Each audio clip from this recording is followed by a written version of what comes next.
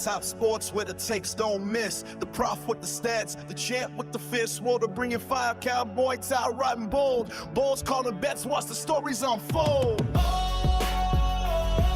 And it's truly eyebrows running the show. It's high top sports, baby. Let's get it. Let's go. Good evening, good afternoon, ladies and gents. Welcome back to a little special episode here at High Top Sports for your Sunday evening special. Obviously, we talked about the game yesterday with Cody, but with the noise that happened yesterday and how the game unfolded, obviously just the feeling of what's going on with this lane situation continues to arise with each passing week. With any type of, again, we know this, with however the games go, we feel that could adjust a decision that's being made by either party. And I feel like it's reasonable to ask that question. I have my stance on it. We got our guy Dan Thompson from State of Miguel joining us today to talk about what he's feeling, what he's hearing still. Obviously, somebody that we've had on this show a handful of times surrounding the situation, has been a fantastic inside source to this entire situation. And if not that, I'm hearing some things that NFL could be a potential target. Want to get Dan's thoughts and takes on that. So without further ado, Dan Thompson joins the show. Dan, how we doing, big guy?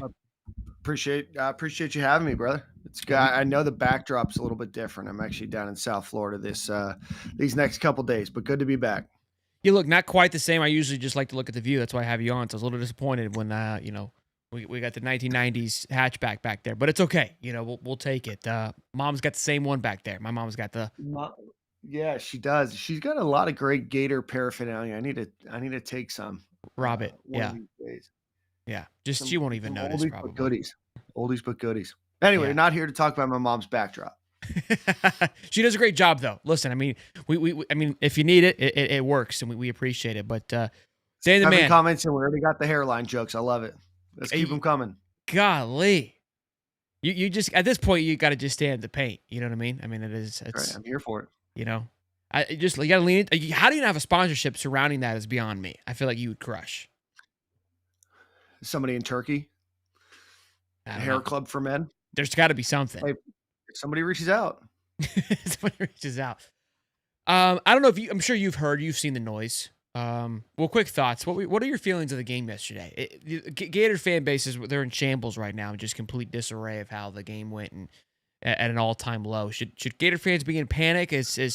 Where's your head at it? No, I mean, you fired a coach for a reason, right? Obviously, you want to see a team that plays hard, and you want to see a team that is consistently getting better, and that's obviously not what we saw there. I think that there was a lot of hope in that Georgia game. You had a dropped pass or a catch that was not counted as a catch against Georgia, and you're like, well, if we can get that close to beating Georgia, then we should be able to beat a Kentucky team that just wasn't very good coming into this year, right? Like they're 3-5.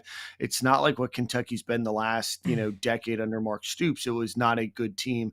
And we just looked out physical. We couldn't throw the ball on target. We couldn't get after and make plays on defense. And the only points that we scored were on a muffed punt by their punt returner. So that's just not what you want to see. But you fired the coach, right? And you're going to bring in a whole new staff. You're going to probably have a whole new crop of players. I'm frustrated, right? Because you want to get the opportunity to go to a bowl game and you want to get the chance to practice. But, I don't think that this season or this game impacts any one decision that a coach is going to make.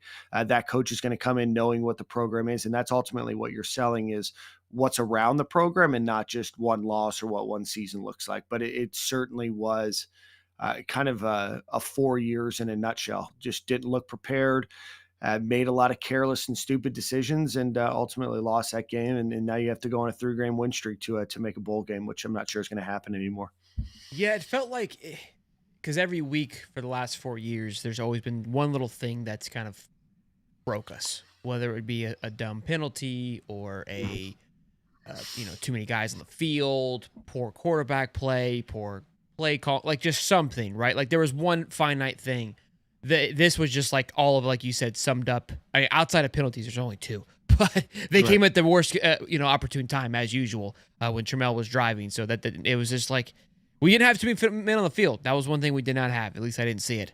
But what is your thought to? We've talked a lot about it, and there's just been so much movement to the injury situation, strength and conditioning. Because we talked about it a little bit today. I felt like we looked better in the back half of last year. But Cody brought up the point of like, it wasn't that we were just playing off borrowed time and there was a Mhm. resurgence that we were playing off of more so than actually being physically prepared and ready to go. And something that I've always alluded to, and people kind of laughed at me, that the strength and conditioning coach is one of your most important hires because they own the team for half of the season essentially. And we haven't had a true.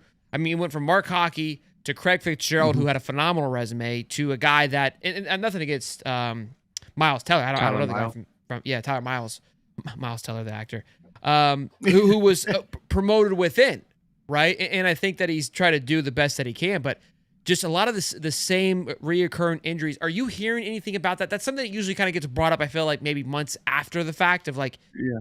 players speak on it. It happened with Mark Hockey. Are you hearing? Is there any kind of smoke to that, or are we just frustrated? We're trying to find someone to blame. Yeah, I think it's probably a lot of different things. I think more is going to come out. I think Jonathan Odom kind of came out and said, during his time at UF, he didn't feel like the strength and conditioning program or the rest of the surrounding health was treated him great. You're going to hear a lot. Some of it I would take with a little bit of a grain of salt. Some of it might be true. Florida has been during the last 2.5, we'll call it 3 seasons, the most injured team in almost everybody or against every team that they've played in the SEC, according to the injury report. You're missing a lot of guys now. I don't think any of those guys are opting out for the sake of just opting out. I mean, I think that you might start seeing it a little bit now. Take Hawkins was, said that he's going to, take the rest of the year off. He didn't really play much, but I don't think that anybody on the injury report now is on there because they don't want to play. But it is illuminating to know that for 3 years in a row, you've had the most injured roster of any game you've played in the SEC. So I don't know what fixes that. I don't know if it's equipment. I don't know if it's types of workouts. I don't know if it's just sheer bad luck. But to have the longer injury report in every game that you've played in the SEC for 3 years is just kind of baffling to think about. That it's just unfortunate luck. I also don't want to prescribe a conspiracy theory behind it either, and that they're not qualified. I think that Tyler Miles is qualified to potentially not be in his role. I think that he's a qualified strength and conditioning coach. I don't think that they're putting him in positions to, injure themselves. A lot of their injuries have happened during games and during practice, and there's just only so much you can control for that. I think Craig Fitzgerald would have been a much better, had you been able to keep him. He left to go to Boston College, and now Bill O'Brien is about to be fired as well, so he'll be back on the market. But I think that sometimes we just like to find a lot of different reasons, and I don't know how much is one or the others, but we do have a foot problem. We have 3 players out for the season with a foot injury, Very weird. which seems odd. Maybe you need a new podiatrist in Gainesville. Yeah, that's what. Again, I've always kind of pushed off of like, injuries happen. It's football, but it's the fact that they're the same reoccurring situation. Last year it was a shoulder, Yeah. right? Like that was a reoccurring situation happening with players. This year it's a foot. Which is just very weird. I don't understand. I mean, and they're in different positions, so it's not even like it's the like a lot of the D linemen or whatever. It's we've got wide receivers, quarterbacks, defensive linemen.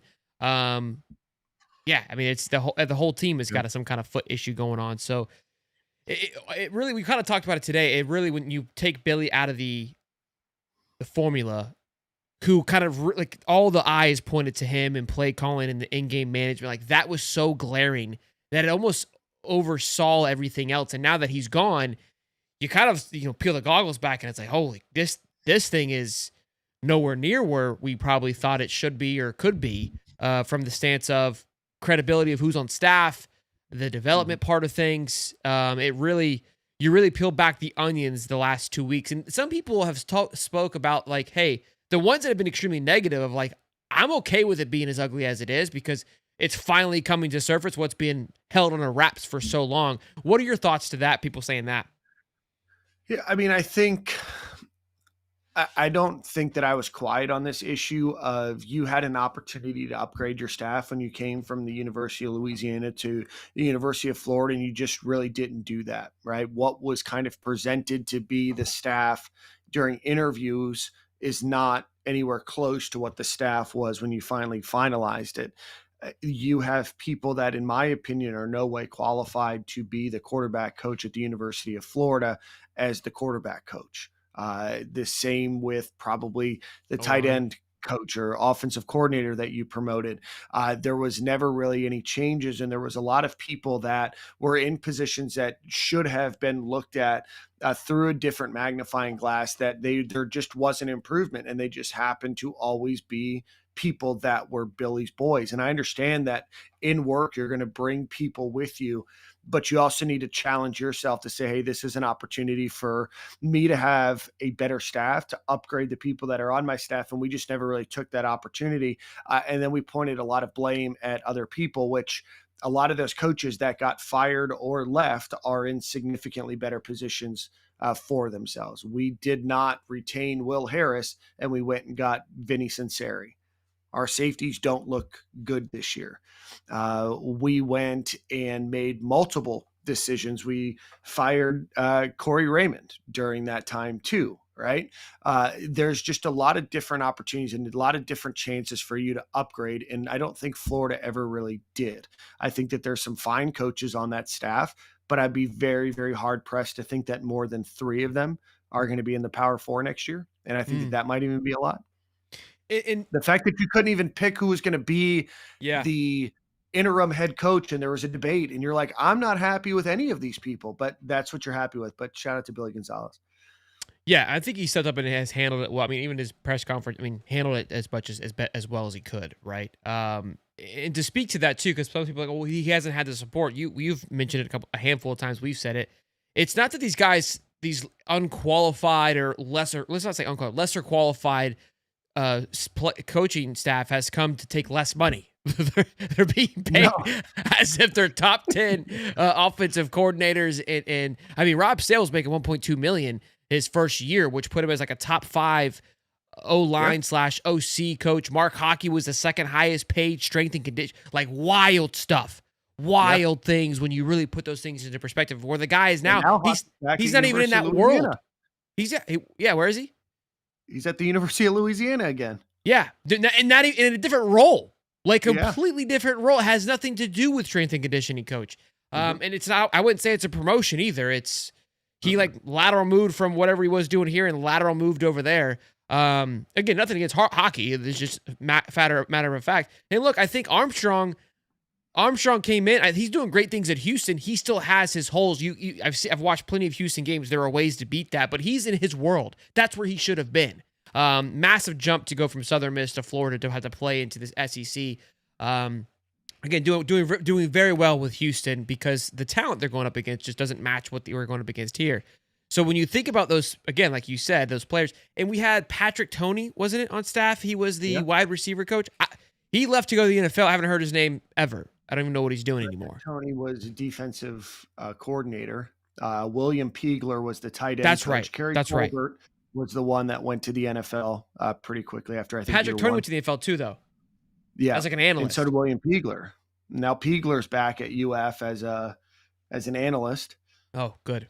He couldn't even crack the top 11 again. So, I think staff top to bottom, I think that you're going to see a ton. I don't know how many people. I think that there's some good and decent people that are in that football program. I just don't know how many of them are qualified. If you want to be at the echelon of program that you expect the University of Florida to be, then you have to hold yourself to that standard. And that falls on Billy Napier, and that falls on Scott Strickland and the rest of the administrators that are there to make sure that you're properly vetting and making sure that you're putting the right people and not just throwing people, at a problem and to create a solution. That's not how you build out a program. You have to look to say, hey, what is this individual person going to do to make us better? And what are their qualifications to be able to do so? And not just, that I've known them for 10 years or, I work with them at the University of Louisiana.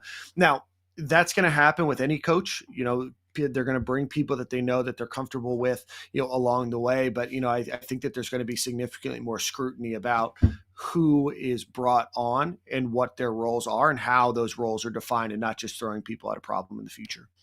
So let's get down this rabbit hole and kind of start leaning into this lane situation when it comes to money, when it comes to investment, because like you just said, if this is where people we're trying to the Bird app today with how yesterday went. Like, see, it's not on Napier. Everything's bad. Well, like that's the justification that it falls on Napier because he was in charge of putting this all together. Yeah. Like, what are we talking about? So and again, it falls on Strickland for not holding Billy to the fire. And one could argue, I always like to play the other side. Like, well, it's not Scott's job to know who's a good coordinator. And I could find some truth in that. But if I'm going to pay a guy, i.e. Rob Sale, to be a top 3 offensive line / OC coordinator, you think that you probably do a little background check. Maybe ask around of like, hey, my coach here is trying to go spend a whopping 1.5 on this guy who I've never heard of. Is that an unreasonable ask for Strickland to go and do? Like, I'd imagine, because there's levels to it. You can't just hand Billy a blank check and go, I trust you cold-heartedly to make all the right decisions, right? That's crazy. Yeah, no, and I think that there's more scrutiny now than there ever has been with the UAA. I know a lot of people are saying clean house of the UAA. Well, they've been doing that, and there's going to be some more house cleaning here soon. Pause real quick. The UIA, the reason why they're cleaning house, just so people can kind of follow along, because they're also responsible for holding Strickland, right? That's the next level, holding his feet to the fire, right? Is that why? Well, no, these are going to be the people that report to Scott Strickland, directly underneath him. These are going to be your assistant athletic directors that they have. There's been a lot of changes, including, Chip Howard is being retired here in the next couple of months. But they've added 4, 5 new leaders in the UAA over the last year and a quarter. And I think that there's going to be a couple more changes that you should hear about probably before the holidays, including probably a pretty big one. But so those individuals have responsibilities, and, one of them's responsibility is going to be over football. So while Scott cares and Scott's involved, there's going to be other administrators that are responsible for some of these other, discussions with whoever the next coach is about why are we paying this person and what are their qualifications for this role and how long is that contract going to be?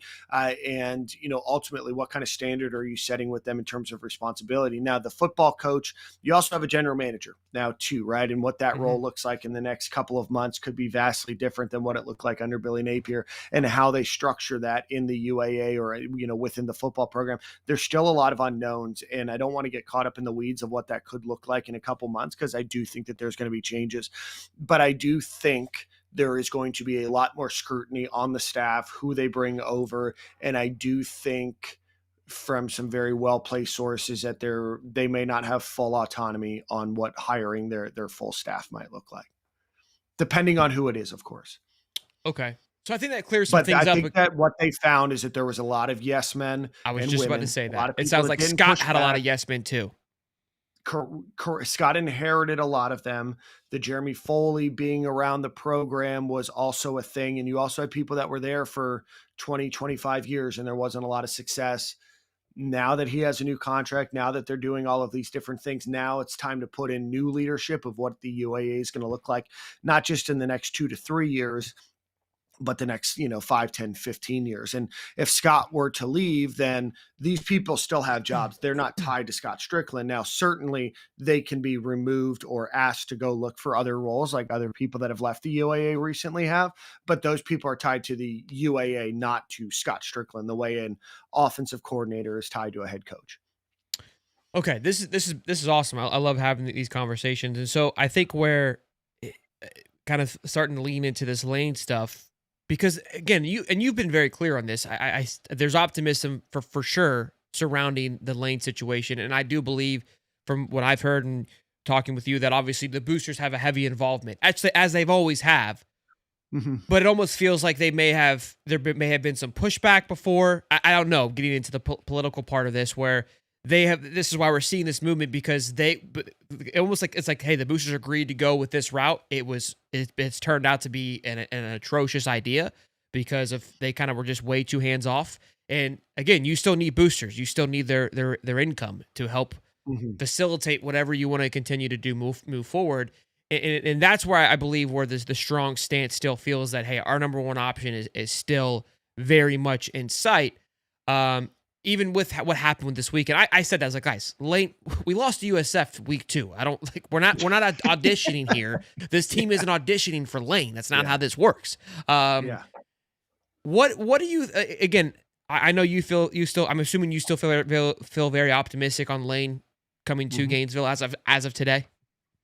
Yeah, no, I don't. Nothing has changed from anything that I've heard. Again, you're not selling a coach on a vision of how that season goes. They know they fired a head coach. Like Lane Kiffin doesn't need to watch Florida play to Kentucky to know that just may not be the program anymore, right? If Lane Kiffin wants the job and Florida can, get it across the finish line, which I think that they have every intention of doing, Lane Kiffin's not tying it up in whether Florida scored 7 points or whether they beat Kentucky by 14 points.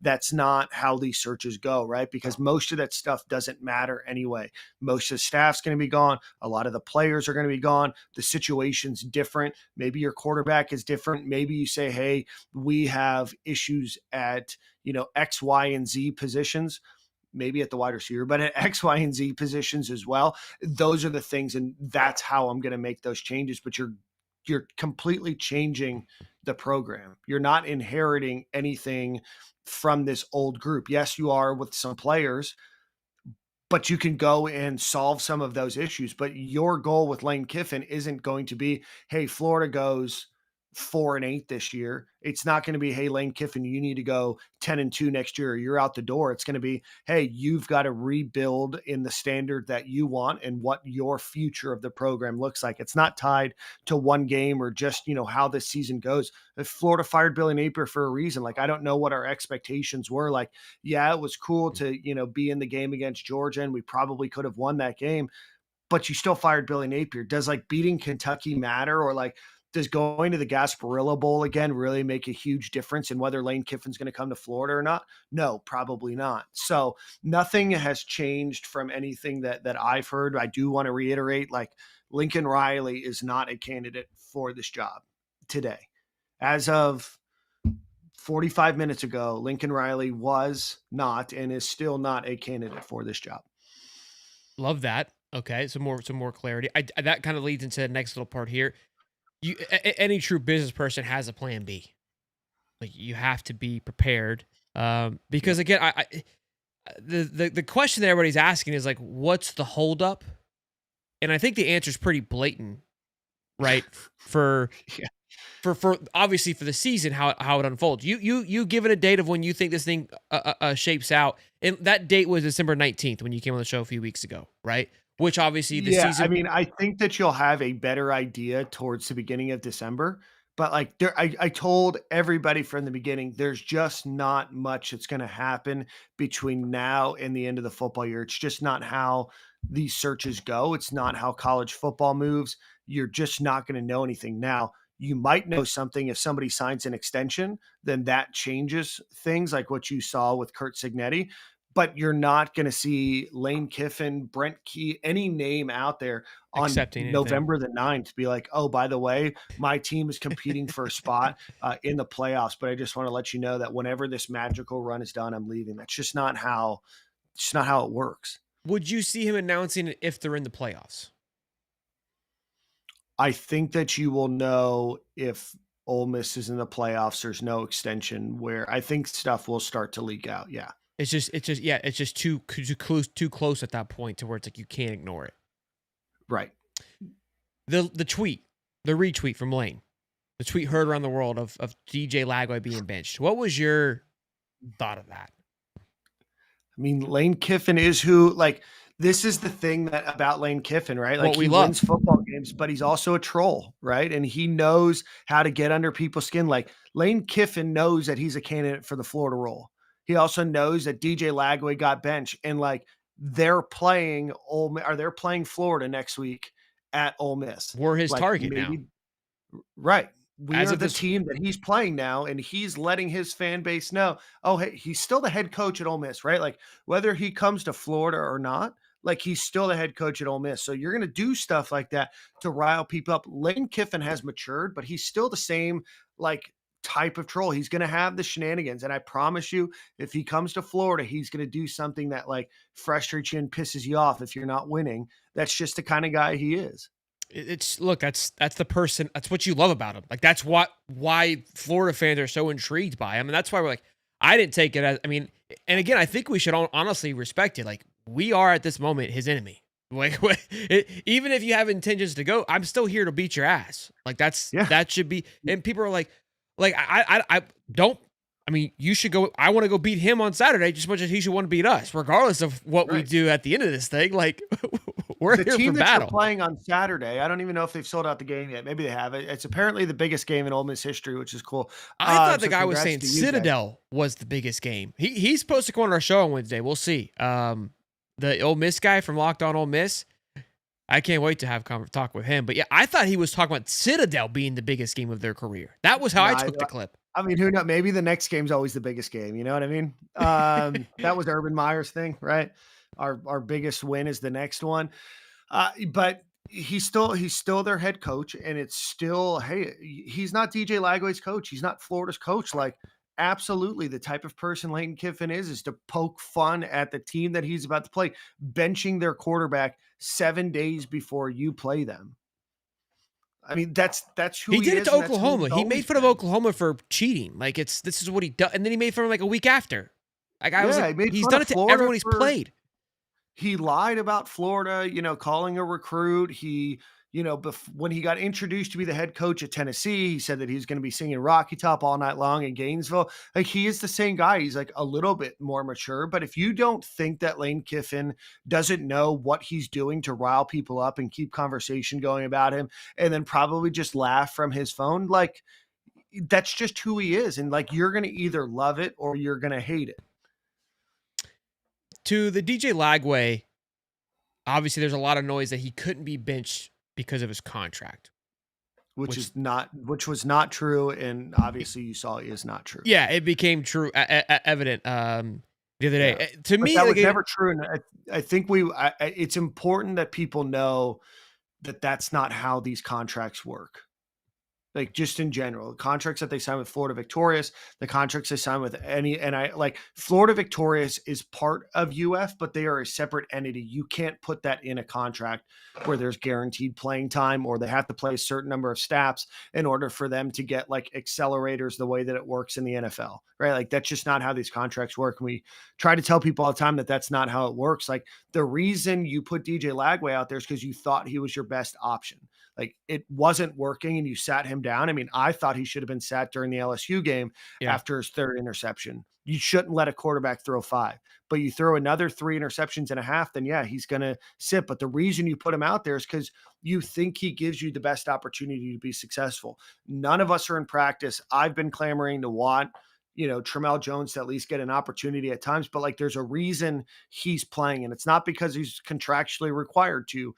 It's because they felt like that gave him the best option, and obviously they pulled him in. We could argue that's the right decision or not. Again, they have more data than we do on both of these players.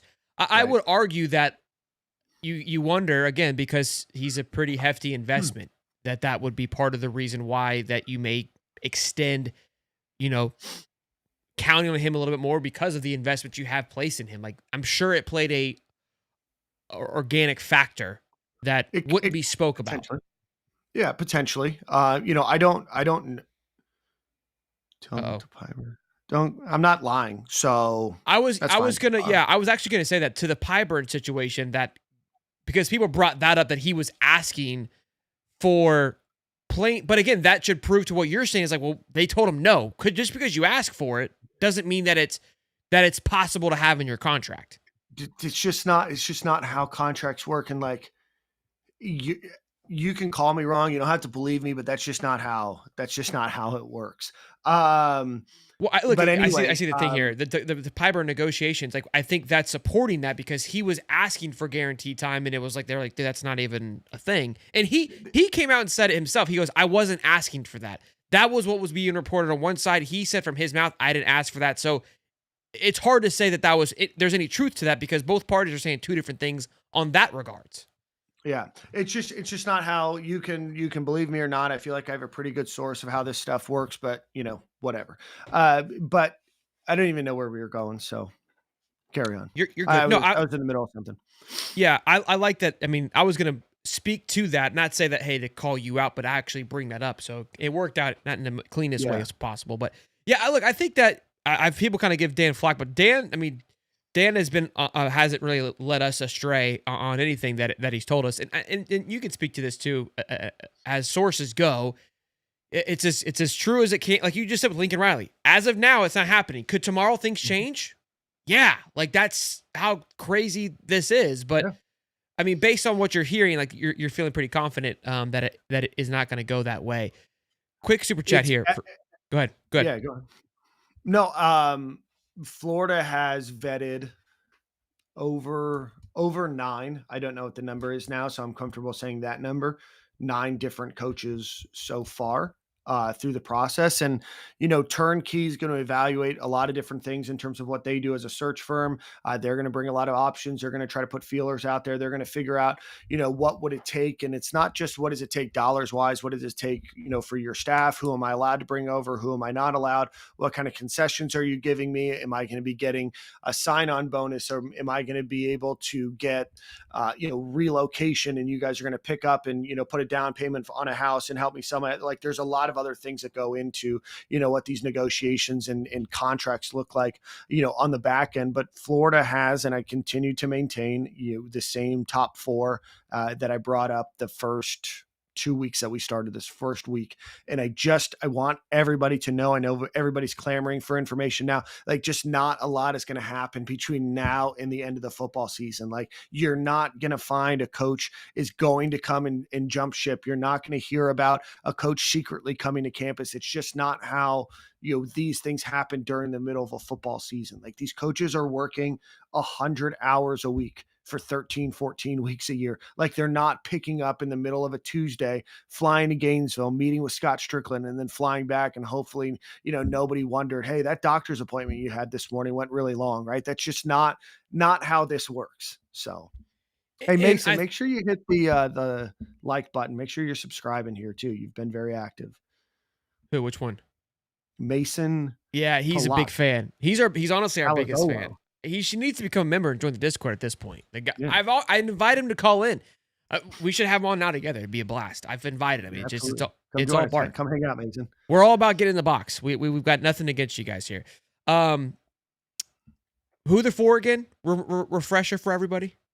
I'm not going to say them publicly. I've told you. Okay, fair enough. Over 700 people in here, though. We got Dan Thompson from State of Miguel. Go give Dan Thompson and the boys a like and subscribe over there at State of Miguel. We're trying to get to 30,000. So, Mason, if you want to help us get there. Also, we got 700 people and not 100 likes. That's a little rude.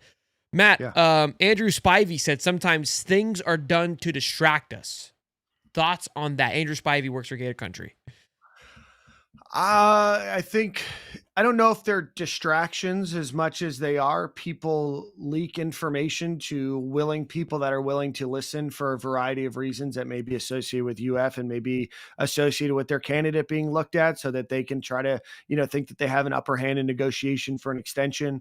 They can float around a lot of names. I think that there is a lot of distraction. I don't know if it's purposeful distraction from UF or Turnkey in this example, or like it's hard to delineate what is Trace Armstrong or Jimmy Sexton or any of the other agents floating information out there compared to what's actually a distraction. I'll say this, Scott Strickland and Turnkey are not putting out any distractions right now. In fact, they don't want anybody to know anything about what's going on. Which I like. I feel like things are always, out. He says if Florida Gators are an elite program, why do they fire coaches every 3 to 4 years? Why did Dan Mullen left? Can you tell us? I don't know. Why did he leave? I know he left. Yeah, yeah. I mean, he got fired. He quit. He quit on the team. He left. According to Mason. That was his response to being invited on the show. By the way. Oh, look at this. Lincoln Riley, Derek Mason would be a good duo. Well, that's Nick. Sure. Nick just got shut down there on that one. $5 a few weeks ago is the first time I've heard of Turnkey as a LinkedIn of college football world. $5. Pretty reliable company. You feel comfortable with Turnkey? Yeah. Turnkey has been around for the better part of 17, 18 years. They just merged with ZRG. That's where the name Turnkey ZRG came from. Turnkey ZRG is one of the top, if not the most preeminent college football and athletic coaching search firms that are out there. And they have been for a while. They're run by a really good, smart group of people, but they are a search firm. They're not LinkedIn. It's not a place for coaches to go and easy apply online. But no, they are one of the top search firms in the country. And like, there's not a huge difference. It's not like Turnkey's like the third best option. They're just an option of, Corn Ferry does it. There's a few others that do it. Sure. Dan, any closing words of advice for Gator fans these next couple of weeks to power through? 3 weeks left. I think that Florida is going to do whatever they can to get their number one option at head coach here. And if that doesn't work out, I think that, Florida is not going to get caught flat footed. I think that they'll know by the end of the month which direction that they're going in. And hopefully that's the direction of Lane Kiffin. And it's not, Florida's going to have a coach next year. And so, whether you like it or not, that was, who Scott Strickland and the rest of the folks that are on the decision-making crew thought would be the best. And again, you just don't know, how successful or unsuccessful a coach is going to be when they come over here. So bear with everybody for the next 3 weeks. I know a lot of people hop in my DMs, say, hey, Dan, what's new? What's happened? Like nothing. There's just nothing publicly that is out there or that I can share. In fact, there's still a lot of research. They're still doing a lot of conversations. Like most of this stuff is purely administrative and talking behind closed doors anyway, that none of that information is not out there for a reason, and it's not going to leak out. That's why you bring on a turnkey. That's why there's a limited number of people. The fact that I know some things, I'm trying to share with you what I can share, like the Lincoln Riley thing. But just know that like for the next 3 weeks, like nothing's going to happen before Thanksgiving. So just understand that this football season is kind of lost, but you still have another 3 games to cheer on the boys in orange and blue. That for many of them, this is the last time that they're going to have an opportunity to wear the orange and blue. So cheer them on. I know it's tough. I know it's not what we wanted and expected out of this season, but Florida fired Billy Napier. Like that was the decision that they made. So we can't hold a standard that something's drastically going to change after you fired your head coach. Like if it didn't work before, it's probably not going to work after. So just know and just take a little bit of time to just unrest, unwind, and don't let this team ruin your Saturdays and Sundays. Last question, little bomb before you go, because I think this is actually pretty solid here. You've been around for multiple of these coaching hirings. Would you agree? You've seen the process unfold, and whether you maybe agree with some, maybe you haven't, but ultimately you're able to compare each time it has happened. With that, rank how this has gone thus far in the seriousness of it. Not that it's never serious, but the understanding of how important this hire is, how they're approaching it, how it's being handled from the inside, if you will, compared to the years past. Better, good, indifferent. Where are we at? I think it's too early to tell. I think that you have a lot of invested people. I know a lot of people know the Gary Condren name. He's involved as a donor. There's other people that are involved, and there's people that have given just as much or similar amounts of money that you don't know the names of that are also involved. But this is going to be a decision. They have their team that's making the decision.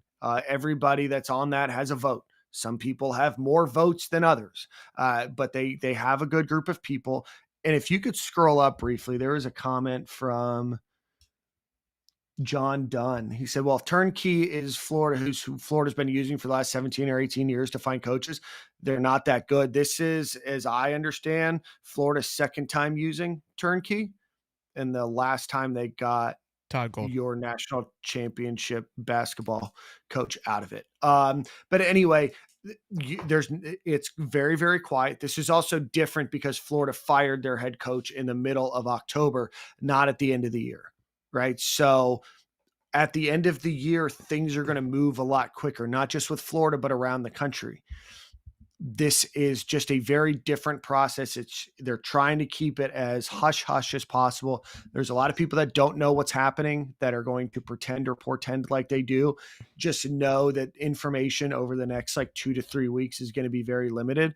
And that's because a lot of information is still very limited. There's still a lot of, this is our list of people and we're going to work through that, but we have to wait until certain things happen before we can, metaphorically pull the trigger on it. But I will say this, Florida's going to do whatever they possibly can to get the number one coach that they want.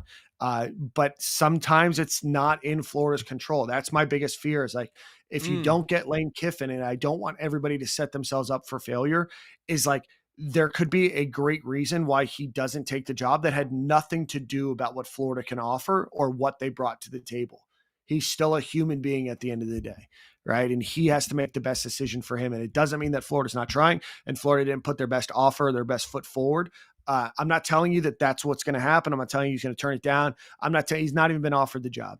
But I just want you to know that like they're still a human being at the end of this, and it may not be just a monetary decision about why somebody would leave. And that's for any coaching search. Just throwing money at people doesn't necessarily mean that that's the best place for you to go and be successful. There's a lot of coaches that have turned down more money at bigger opportunities because they were happier at a certain place, or maybe they have more flexibility, they have more autonomy. Maybe they're allowed to have some more decision-making that other schools might not let you do, right? Like LSU can offer a lot of money. Somebody might not want to go coach in the state of Louisiana right now with the situation that they have. Yeah, Matt, do you think LSU has a chance to get Lane? I don't. Okay, I think that's a huge part that's what makes I think the feeling of an uneasiness is that the variable of Lane is a human and ultimately it's his decision at the end of the day. And we all may think we know what he wants to do and what he wants, and we all will make up these things of, well, he grew up here, he loves it here, and it's like all these things, and that's where Ole Miss is pushing back of like, look how happy he is, look at his tweets, and it's like that just shows you how little we truly know what he exactly wants. But I think what you're hammering on is that Florida is doing everything from their power, which is, I would say, what it should be for Florida fans. We should be excited that, hey, we're doing everything that we can. There's still a factor of like we can't force the man to do this. Like if he doesn't want to do it, he doesn't want to do it. But also, correct. I think that should be reassuring that if there wasn't any type of a possibility, Florida probably wouldn't be this hammering down with a few weeks to go. If we're reading tea leaves. I mean, yeah. I think that's all you can do right now. We'll see. We'll see, right? But I like where Florida sits today as of 9/17 on November 9th. Hopefully we can come back and clip this for good reasons. Dan, tell them where they could give you a follow, man, and keep up with the boys over at Stadium Miguel. You guys are crushing it. Yeah, I appreciate you. And then shout out to Jax_904, who said, I don't know shit. I know a couple things, but that's okay. That's okay. Jax904. You can follow me at DK Thompson on X or Twitter. And you can follow the boys at Stadium and Gale. We appreciate you, Shelton, and we'll talk to you soon, my friend. Be good, Dan. Hey, what's up with the golf outing? We making some moves? Yeah, no, let's do it. Yeah. Invitational? In February, March. Maybe let's do it a basketball game weekend. It would hit like crack. And you and I have to go 1v1. Like that's just what I want at the end of the day. Yeah. We got to figure that part out. All right. Yep. I love it. All right, brother. Be good, man. We appreciate you. Thanks, everybody. Dan Thompson, everybody from Stadium and Gale. Fantastic information. Great conversation. Shout out to Dan for hopping on here tonight and doing this. 700, almost 800 people in here. Continue to smash the like button. Continue to subscribe. Again, Dan Thompson over at Stadium and Gale. And for everyone that comes in and says, hey, this person doesn't know anything, all these things. Listen, at the end of the day, everybody has who they talk to, who they relate to. Me personally, wouldn't feel comfortable bringing certain people on if I didn't feel that they didn't have connections or, and again, you have to be in the understanding that not everybody, things change. Dan Dan was one of the people that told us early on that, hey, this decision for Napier being fired is happening on Sunday, regardless of the outcome. And that was a massive one. That one was a one that we kind of got cold feet as it led up to it and ultimately ended up happening. So that was a big one. I feel like that was a pretty big thing to know and to have sources on. And again, he told me before it really hit the mainstream, before the articles were written, before we talked about it on the show, actually, before it started being hit by news sources and whatnot. So again, recruiting is a whole new world, a whole different avenue of how things rock and roll. And again, those guys over at Stadium Miguel have been, I would say great on a lot of things being broken. Have they been wrong? I mean, yeah, that's just the world that we live in, because there is always the variable of the other person being involved in the decision. It's not that they're just buying something and hoping that it turns out. So shout out to Dan. Again, you guys can be pissed or feel how I think most people appreciate it, and that's all that matters. And that's what we're here for. People think I don't know anything, and that's fine too. You're probably right, honestly, on that one. Oh, this super chat. Okay, he went over that. I'm sorry, Adam. I didn't realize he pulled a super chat when he was referring to that. $5, Jeremy. If DJ knows he won't get another NIL somewhere else, that matches what we have given him. Does that prevent him from transferring? That was probably for Dan. I can answer that question too. I think there's two parts to transferring. There is that part of that world now where it's like, hey, we're not going to honor this contract into next year, so you're going to have to transfer. I think that is a factor. I'm not saying it will or can or it's going to happen, but I do believe it's a two-party system now. It's not just they have all the control. My man, Roll with Carlos, who gives Roll with Carlos some love. Mason, stop talking out of your ass. Dan and Sheldon know what they're talking about. Mason, listen, we gave him the opportunity to come on the show. You got to just ignore him. He's just looking for attention. He doesn't get it anywhere else, and there's no cool Ole Miss show where he can go and get all this love and attention, and he loves it. So either you continue to give it to him, which we have ourselves, or ignore it. So great show, boys. I hope you guys enjoyed it. If you did, you know what to do. Smash it, like it, love it, do all the good stuff. We're trying to get to 30,000 subs. We're off pace a little bit, but I do think that once this thing heats up around that coaching cycle, that it could get wild, and we'll be ready to rock and roll. We'll be here. You know how we are, 10 toes down. Tomorrow morning live at 7:30 a.m. It hurts me to say it, but that's what we're going to rock and roll. You guys have loved the morning shows, and I had to go back to real life tomorrow, which is very sad and unfortunate, but we've started something. We've started a movement, and I don't want to stop it. I don't want to slow it down. So we'll make adjustments. We may be a little tired for a couple of weeks, but we're going to do what we can to keep rock and rolling. So if you guys enjoy them, just wake up a little bit earlier, or it'll be up there when you get up there. $2. People that claim y'all don't know anything are titty babies. Yeah, I agree. 352. I agree. All right, boys. Y'all be good. Be safe. Tell the person next to you love them. Give them a hug tonight. All right? Love y'all. Be good. Peace and love, baby. It's Hot Top Sports where the takes don't miss. The prof with the stats, the champ with the fist.